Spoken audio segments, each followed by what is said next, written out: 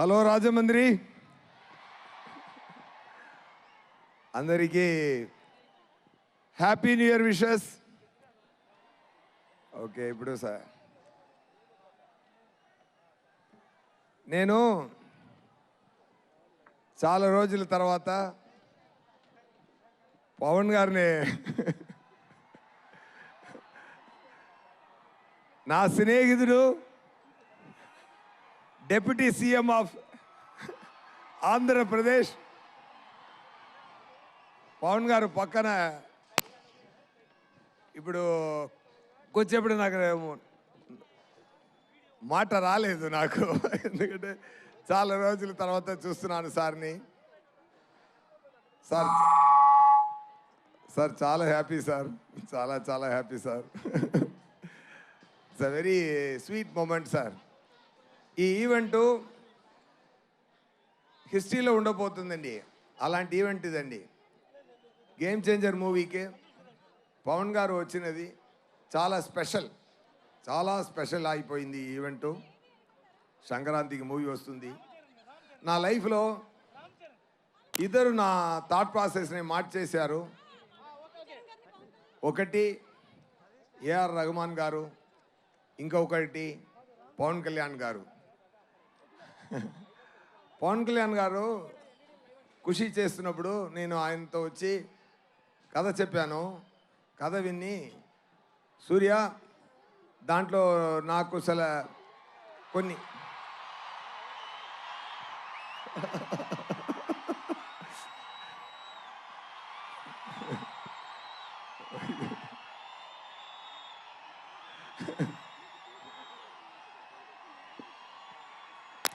ఒక నిమిషం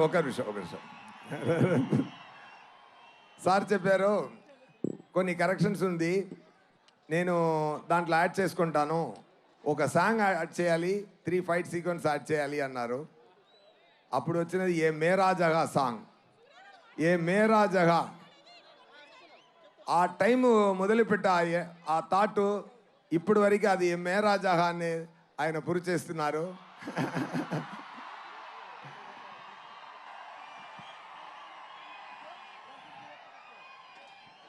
మాటకి నిలబడాలి అని నాకు నేర్పించినది పవన్ గారు. ఒక్క మాట ఇస్తే మాటకి నిలబడాలి. అది మాట ప్రాణమిచ్చి మాటని నిలబడాలి అని చెప్తున్న పవన్ గారు. ఆయన సో మెనీ ఇయర్స్ ఆయన థాట్ ప్రాసెస్లో ఆయన పక్కన కూర్చొని ఎన్నో చూశాను. He's a man with vision. He loves the people like anything. He loves you all. He will give a life for all of you. That much. ఆయన పదవి కోసమో పవర్ కోసమో కాదు, ఆయన మీకోసమే పెరుగుతున్నారు. బికాస్ ఎవ్రీ టైం ఆయన పక్కన కూర్చొని మాట్లాడుతున్నప్పుడు ఆయనకు ఒక ఫామ్ హౌస్ ఉంది.